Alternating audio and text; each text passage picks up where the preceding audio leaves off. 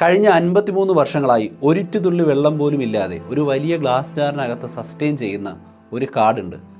ഈ ഒരു ഗ്ലാസ് ജാറിനകത്ത് മഴയുണ്ട്, മഞ്ഞുണ്ട്, ചെറിയ സൂക്ഷ്മജീവികളുണ്ട്, ചെടിയുണ്ട്. അതാണ് ഡേവിഡ് ലാറ്റിമറിൻ്റെ ടെറേറിയം എന്നറിയപ്പെടുന്ന ഈ ഒരു രൂപം. സത്യത്തിൽ ഏറ്റവും വലിയ ടെറേറിയം എന്ന് പറയുന്നത് നമ്മുടെ ഭൂമിയാണ്. ഭൂമിയിൽ വലിയ എക്കോസിസ്റ്റം ഉണ്ട്, മഴയുണ്ട്, മഞ്ഞുണ്ട്, കാടുണ്ട്, ജീവജാലങ്ങളുണ്ട്. അധികം പുറമേ നിന്ന് ഇങ്ങോട്ട് സാധനങ്ങൾ വരാറുമില്ല, ഇവിടെ നിന്ന് അങ്ങോട്ട് പോകാറുമില്ല, എക്സെപ്റ്റ് സൂര്യപ്രകാശം. ഈ പറയുന്ന ചെറിയ ഗ്ലാസ് ജാറിൻ്റെ ഉള്ളിലും സൂര്യപ്രകാശം മാത്രമാണ് കിട്ടുക. അതിൻ്റെ ഉള്ളിൽ ഫോട്ടോസിന്തസിസ് നടക്കുന്നുണ്ട്, കാർബൺ ഡൈ ഓക്സൈഡും ഓക്സിജനും ഒക്കെ മാറി മറിയുന്നുണ്ട്.